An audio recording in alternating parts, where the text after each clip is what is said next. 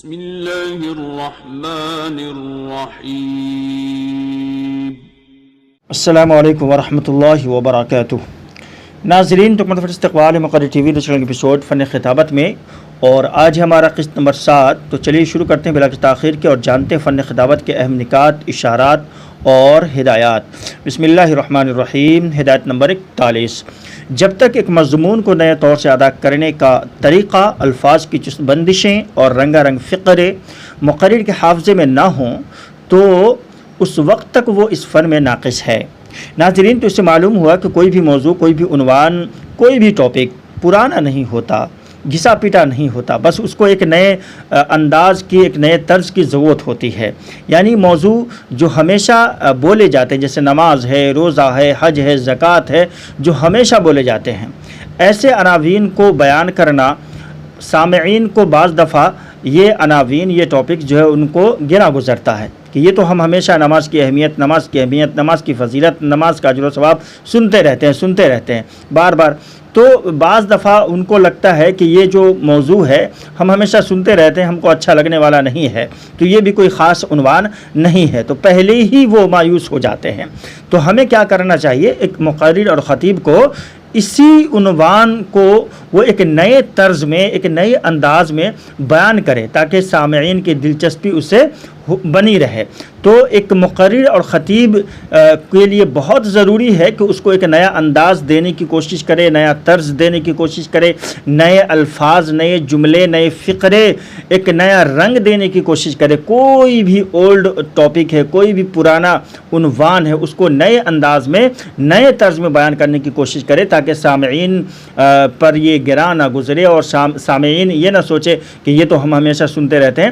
تو آپ کو نئے انداز میں اس کو بیان کرنے کی کوشش کرنی چاہیے۔ یہ نہیں کہ جو پہلے سے بیان کرتے آ رہے ہیں، جس الفاظ کے ساتھ، جس انداز کے ساتھ، جس طرز کے ساتھ، بس اسی طرح سے ہم بیان کریں، ایسا ہمیں نہیں کرنا چاہیے، بلکہ اپنے الفاظ میں، اپنے انداز میں، اپنے طرز میں اس کو بیان کرنے کی کوشش کرنی چاہیے۔ نمبر 1۔ نمبر 2 یہ کہ الفاظ کی چست بندشیں اور رنگا رنگ فقرے، کچھ ایسے جملے، کچھ ایسے فقرے آپ کو ذہن نشین بھی اپنے موضوع کے تعلق سے کر لینے چاہیے تاکہ آپ جو ہے درمیان تقریر میں اس کو سامعین کے سامنے رکھیں تو ان کو وہ باتیں اور وہ جملے اور وہ فقرے ان کے دل پر جو ہے چھا جائے اور ان کو آپ اپنی طرف مائل کر سکیں۔ تو ناظرین، یہ بھی ایک اہم نکتہ ہے تاکہ آپ اپنے ایک پرانے عنوان کو ایک نیا طرز دے سکیں۔ چلیے آگے بڑھتے ہیں۔ نمبر 41۔ نمبر 42۔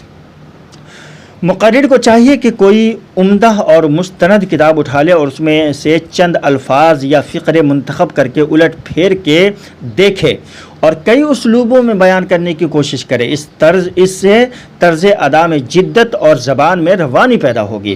ناظرین، تو اس سے معلوم ہوا کہ ایک مقرر کو چاہیے کہ کوئی بھی عمدہ مستند کتاب اٹھا لے اور اس میں سے چند الفاظ یا فقرے منتخب کر لے، جملے منتخب کر لے اور اس کو الٹ پھیر کر کے دیکھے اور کئی اسلوبوں میں، کئی انداز میں، کئی طرز میں اس کو بیان کرنے کی کوشش کرے۔ اس سے کیا ہوگا؟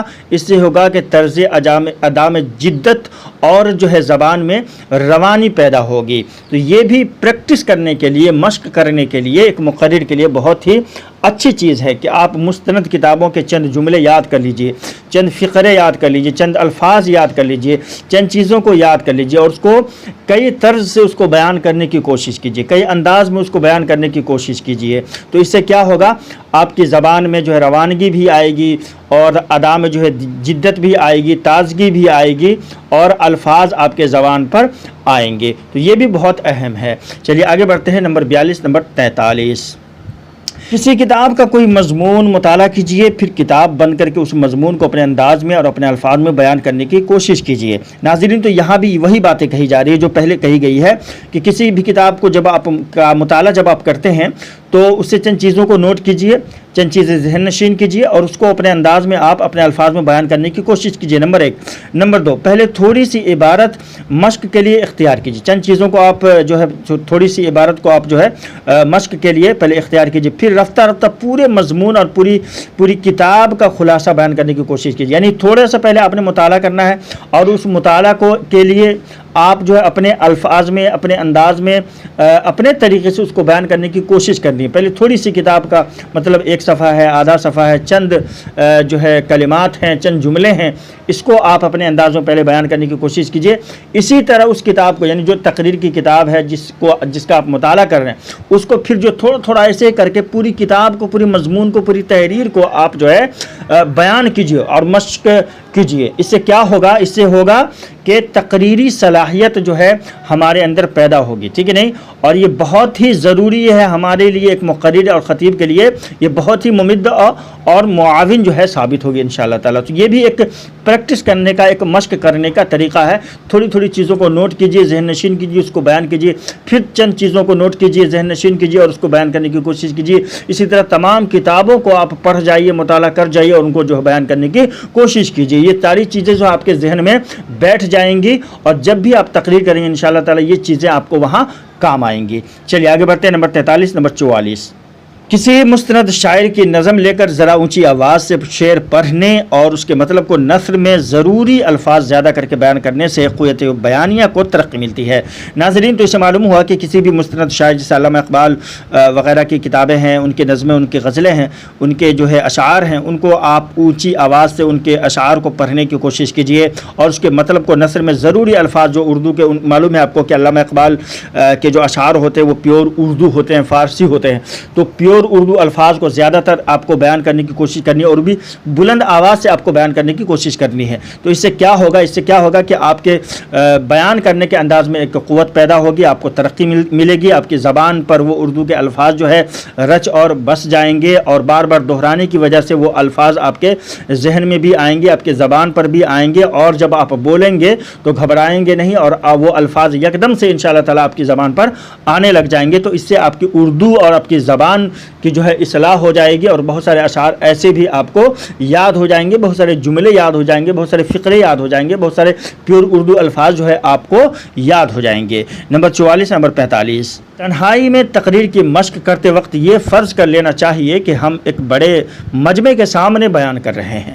اس سے جہاں جرأت و خود اعتمادی پیدا ہوگی وہیں اسلوب و اظہار میں بھی نکھار پیدا ہوگا۔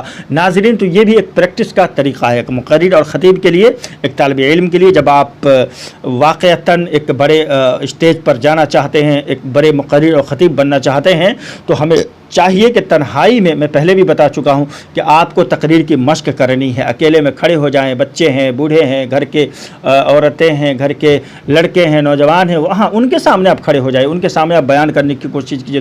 تھوڑی تھوڑی چیزیں 5 منٹ کی، 10 منٹ کی، ایسی ان چیزوں کو آپ اپنے سے انداز میں بیان کرنے کی کوشش کیجیے۔ آپ یوں سمجھ لیجیے کہ یا پھر آپ جو تنہائی میں کھڑے ہو جائیے، تنہائی میں آپ کسی کے سامنے بیان نہیں کرنا چاہتے، شرما رہے ہیں، گھبرا رہے ہیں، تو آپ ایسے تنہائی میں کھڑے ہو جائیے اور تنہائی میں کھڑے ہونے کے بعد آپ یہ گمان کیجئے کہ آپ کے سامنے ایک بڑا مجمع ہے، لوگوں کا، سامعین کا، سننے والوں کا ایک بڑا مجمع ہے۔ آپ کسی مجلس میں، کسی محفل میں، کسی جلسے میں، کسی پروگرام میں آپ لوگوں کے سامنے بیان کر رہے ہیں، یہ آپ کو خیال کرنا ہے، آپ کو گمان کرنا ہے۔ اس سے کیا ہوگا؟ جرأت اور خود اعتمادی پیدا ہوگی آپ کے اندر اور اسلوب و اظہار میں بھی نکھار پیدا ہوگا۔ تو آپ کے اندر جو گھبراہٹ ہے وہ ختم ہو جائے گی اور ایک طرح کی یہ ایک مشق ہو جائے گی، ایک پریکٹس ہو جائے گی جو تقریر سے پہلے بہت ضروری ہے کہ آپ چند چیزوں کو آپ جو ہے بیان کرنے کی کوشش کریں گے پہلے، اور وہی چیزیں آپ جو اسٹیج پر جب بیان کریں گے تو انشاءاللہ زیادہ فرق نہیں ہوگا، زیادہ گھبراہٹ اس کے اندر نہیں ہوگی چونکہ آپ نے وہ چیزیں پہلے بیان کی ہیں۔ تو بہتر طریقہ یہ ہے کہ اگر آپ نہیں شرماتے ہیں تو آپ اپنے گھر کے اندر اپنی فیملی میں ہی کھڑے ہو جائیے اور ان چیزوں کو بیان کرنے کی کوشش کیجیے۔ انشاءاللہ تعالی وہ جو گھبراہٹ ہے وہ بھی ختم ہو جائے گی اور وہاں پر آپ کو پتہ چلے گا اصل معنوں میں کہ آپ کے اندر کیا کیا کمیاں ہیں، یعنی کہاں کہاں آپ بھول رہے ہیں، کیا کیا چیزیں آپ کے ذہن سے نکل رہی ہیں۔ تو پہلے آپ کی اس اصلاح ہو جائے گی، اسٹیج پر جانے سے پہلے آپ کی اصلاح ہو جائے گی تاکہ یہاں جو چیزیں آپ بھولے اس کو پھر سے آپ ذہن نشین کر لیں، جب اسٹیج پر جائیں تو وہاں پر آپ غلطی نہ کریں، وہاں پر آپ نہ بھولیں۔ ناظرین، آج کے لیے بس اتنا ہی۔ وہ پسند آئی تو لائک کیجیے گا اور چینل پر نئے تو چینل کو سبسکرائب بھی کر لیجیے گا تاکہ ہماری ویڈیو آپ کو ملتی رہیں، آپ تک پہنچتی رہیں۔ ملتے ہیں انشاءاللہ کہ نئی ویڈیو کے ساتھ۔ السلام علیکم ورحمۃ اللہ وبرکاتہ۔